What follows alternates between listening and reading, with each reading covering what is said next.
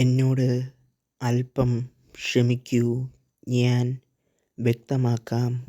ദൈവത്തിനു വേണ്ടി എനിക്ക് ഇനിയും പറയാനുണ്ട്. എൻ്റെ വാദത്തിന് വിശാലമായ അടിസ്ഥാനമുണ്ട്.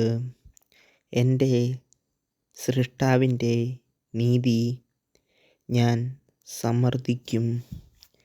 എൻ്റെ വാക്ക് വ്യാജമല്ല.